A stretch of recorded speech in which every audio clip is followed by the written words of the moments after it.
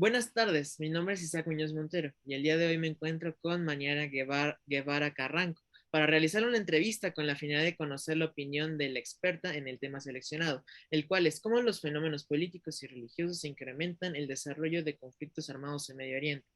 La presente es licenciada en Relaciones Internacionales por la Facultad de Ciencias Políticas y Sociales en la UNAM, estudiante de tercer semestre en el programa de maestría en Estudios en Relaciones Internacionales por la misma institución, con orientación a seguridad internacional, delincuencia organizada y terrorismo.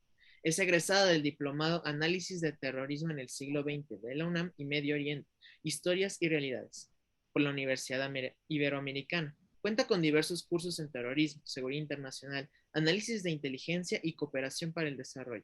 Finalmente, tiene experiencia profesional en temas de análisis de seguridad internacional, inteligencia y terrorismo. Es un honor para mí que pueda acompañarnos el día de hoy. Antes de comenzar, le pedimos su permiso como entrevistada para poder grabar esta entrevista, con la seguridad de que su opinión no será divulgada una vez que el proyecto concluya. Sí, estoy de acuerdo. Muchas gracias. Dando un pequeño preámbulo, el objetivo de este proyecto consiste en realizar una investigación para conocer más perspectivas sobre un tema que es importante para nosotros como futuros internacionalistas y a su vez para generar un impacto en el resto del mundo. Comenzando con las preguntas de la entrevista, me gustaría, usted siendo un experto en materia, me gustaría, ¿cuál considera que fue el punto de partida del estallido de las guerras constantes en Medio Oriente? Bueno, pues yo creo que el conflicto o los constantes conflictos que hay en la región provienen, me voy a ir muy atrás, pero en mi opinión es posterior a la Primera Guerra Mundial. Como sabemos, toda esa región estaba bajo el control del Imperio Turco Otomano, pero el Imperio Turco Otomano por mucho tiempo tuvo aciertos muy buenos como imperio. ¿Y cuál fue? Que respetó hasta cierto punto las cuestiones étnicas y religiosas de organización política y social de la región. Por lo tanto, ellos no iban e imponían ni las costumbres turcas, turco-otomanas, no imponían organizaciones administrativas, políticas, sociales. Simplemente había ciertas reglas, simplemente tenías que pagar pues los impuestos, los tributos, adherirte a las leyes políticas y económicas y tú podías seguir con tu vida diaria, ¿no? Sin embargo, cuando llega la Primera Guerra Mundial, cuando concluye, termina lo que se conoce el Imperio Turco Otomano, comienza la organización de Turquía a partir de Ataturk, bueno, empieza a haber protectorados de las potencias europeas, Inglaterra, Francia, por ahí un poco discriminadamente Italia en el norte de África, etcétera, y empiezan a imponer no nada más cuestiones administrativas, sino también divisiones políticas. Entonces, lo que sucede en este momento es que las dinámicas sociales que había habido por siglos comienzan a romperse y a imponer otro tipo de organizaciones, lo cual pues se ve aún más afectada tras la Segunda Guerra Mundial y cuando el protectorado inglés en algunas zonas de Levante pues introduce este Estado israelí y comienzan aún más los problemas en la región. La constante invasión y el constante intervencionismo, si lo queremos ver así, de diferentes potencias. En su momento, durante la Guerra Fría, la Unión Soviética y los Estados Unidos en la región por la adquisición de los recursos naturales, empieza todavía a detonar aún más problemas y a tratar, ellos mismos tratan como de ir moldeando gobiernos afines sin tomar en cuenta las dinámicas internas y los problemas internos que había. Un ejemplo claro y que siempre pongo o que siempre me gusta recordar es el tema afgano. En Afganistán, durante mucho tiempo, era una organización tribal. Organizaciones que no siempre se adecúan a lo que indica el Estado westfaliano ya impuesto en Europa y en el resto del mundo. Y estas organizaciones tribales, pues había tribus que hacían tratos con otras para llevar una convivencia, incluso para enfrentarse con otras. Y lo que pasa es que la Unión Soviética, por cuestiones energéticas, de petróleo, de gas, salidas estratégicas, geoestratégicas y geopolíticas, comienzan a avanzar hacia la región. Estados Unidos necesita grupos durante la misma dinámica de la Guerra Fría, de no enfrentamientos directos, empieza a pues apoyar a ciertos grupos en la región. ¿Cuáles son estos grupos? Bueno, pues por los talibanes, por ejemplo. ¿Para qué? Para que le hagan frente al avance de la Unión Soviética, y llega un punto en que pues también los talibanes se convierten en un problema después de que fueron los aliados en la década de los 70, se convierten en un problema. A tal grado que, bueno, 30 años después le pegan a un ataque hacia los Estados Unidos, ¿no? Entonces, creo que no es que la región sea conflictiva por su composición cultural ni religiosa, sino por el constante intervencionismo ajeno a la misma región. De acuerdo. Con base en lo que mencionaba con anterioridad, retomando este punto de estallidos, ¿usted a qué cree que se deba en que en tiempos recientes haya estallido de una forma tan violenta? Precisamente a este caos que se genera.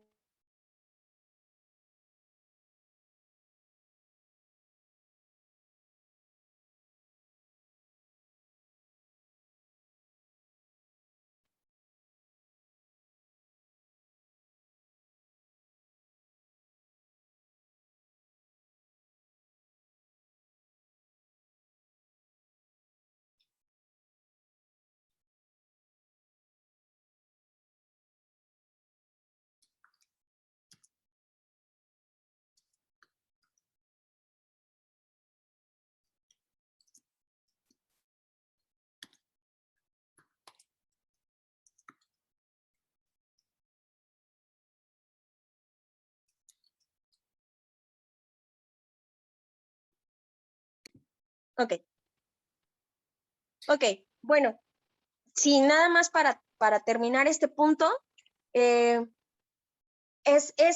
toda esta inestabilidad a nivel institucional y a nivel social que generan. Por ejemplo, ¿cuál es el origen de las mal llamadas primaveras árabes? Pues todo comienza con un joven tunecino que se inmola ante la desesperación de no tener que comer, de no poder vender, de tener nulas esperanzas de un futuro decente. Esa desesperación lo lleva a inmolarse. Luego entonces, realmente lo que sucede es que son países con instituciones que no son fuertes, con actores no estatales que constantemente están buscando hacerse con el poder para defender sus propios intereses, y con un intervencionismo constante derivado de los recursos de hidrocarburos que existen en la región, para que provocan que no se pueda constituir algo fuerte y algo adecuado para ellos mismos. De acuerdo, casi por finalizar, quisiera saber cómo considera usted que los órdenes religiosos, tales como diversas comunidades musulmanas existentes precisamente en territorios occidentales, generan revueltas políticas y sociales en dicha zona. Creo fervientemente que no hay ninguna religión que genere conflictos religiosos. Mi opinión es que el poner de pretexto la religión es precisamente eso, un pretexto en la narrativa de dominación para justificar el uso de la violencia constante en la región. ¿A qué me refiero? Edward Said, que es un autor muy bueno de la región, lo que tiene un libro que habla sobre las cruzadas vistas desde los árabes. Y lo que él describe o lo que a mí me deja ver en este libro es que desde las cruzadas, el fundamento de las cruzadas no era religioso.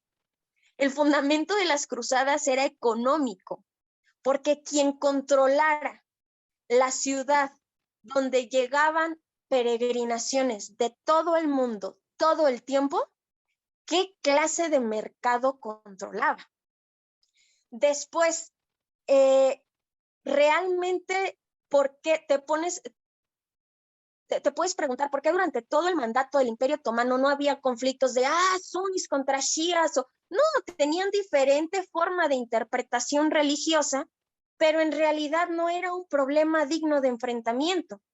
¿Cómo surge el concepto de yihad o yihadista? Es una construcción occidental para poder justificar las acciones violentas. La yihad, que es uno de los pilares del Islam, no habla sobre una guerra literal. La yihad es un concepto filosófico en donde te estás enfrentando internamente